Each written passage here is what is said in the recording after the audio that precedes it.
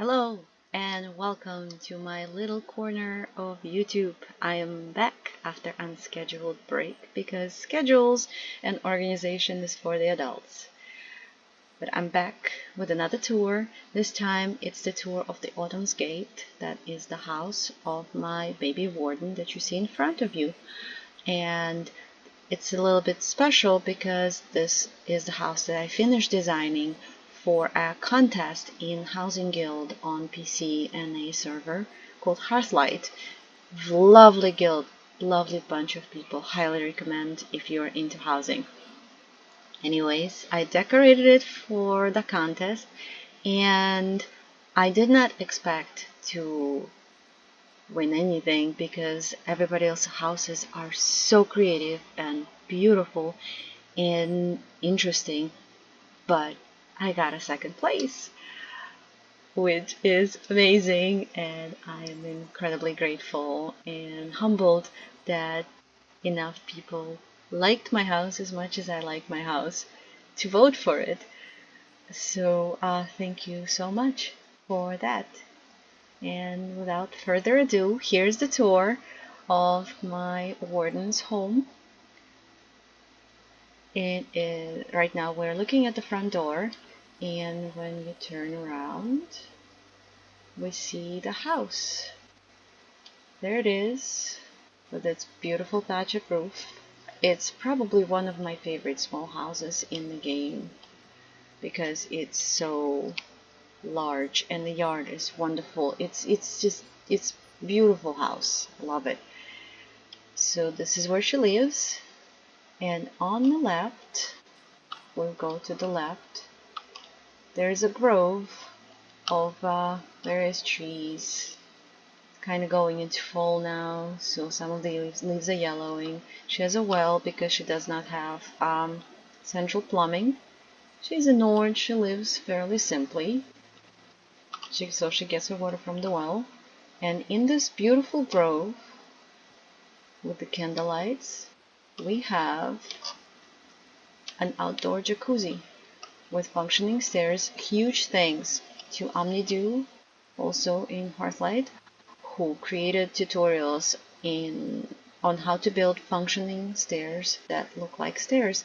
Those tutorials can be found in official forums, and I will also link them in the description below of how to build the functioning stairs that look like stairs and not just platforms. So there's the outdoor jacuzzi hidden in the grove for picturesque look, to listen to the birds and to just enjoy the beauty, with candles lighting the way. Has a water coming from a natural hot spring, so it's always hot, and gives her this little kick of jumping into hot water and then jumping out into the cold air. Makes her feel alive. And right here on the right, we have a tiny hidden outhouse because there's no central plumbing. She just has a bowl and a little container to bring the water in and to wash her hands, and just a very basic sort of bathroom that she has to empty every once in a while. But there it is. And over here, and I built this out of, unfortunately you can only get it if you buy a medium home in Morrowind, and I hope that they fix this. But this little house, this little rebuilt building, comes with the house in Morrowind, the harbor house. Anyway, so back out past my pride and joy of an outdoor jacuzzi that I built based on the pictures that I found online, actually. So I did not completely design it. I kind of modified the existing outdoor jacuzzis. And back here, and let's go to the right. So my lovely Nord is her income comes from making cider and selling it. Hard cider, naturally. So she has a tiny orchard where she gets her apples. And unfortunately, I was trying to build an actual apple trees, but they didn't look good. They looked really sparse, and in the game you cannot get the apple trees that have only fruit in them. So these trees are weird. They're magical. They have fruit and flowers at the same time. And she has some of her loot already gathered. A basket of apples here, and over here we have her station where she actually makes the cider. There's another basket here. She's currently working on chopping up the apples that will go into this cider press. And then once the cider is pressed, it's going to go into the barrels here and ferment until it's hard. And this barrel right here is the one that she's filling at the moment. So that's her little cider station. And over here is her goat that I should have renamed, but I didn't. The goat is here to give her some milk for cheese. Cheese is delicious. And to eat the weeds, which somehow this goat did not eat enough of. A weird goat. Baby goat. Maybe she's just, full. She'll eat them later. And over here we have our front entrance. I really love Nord lanterns, and probably one of my favorite lanterns in the game after the ones that you can get in Hughes Bay. Right at the entrance of the house we have a small sitting area that is something where she can relax by the fire with her friends and visitors. There are tapestries to liven up the room, some trophies that she got on her adventures, and the bear skin that she also got in her adventures. That was her first major hunt, so she keeps it as a trophy by the fire.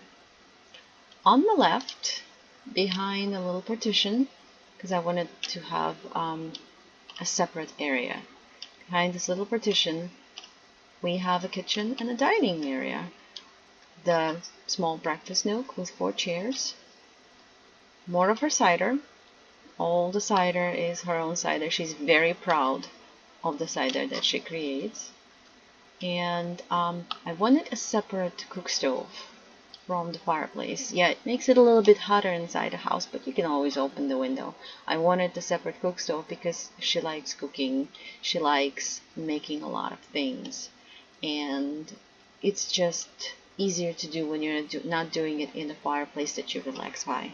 So she has a cook stove. She has some stew and some meat roasting, a soup going right now for the guests that will be coming over later.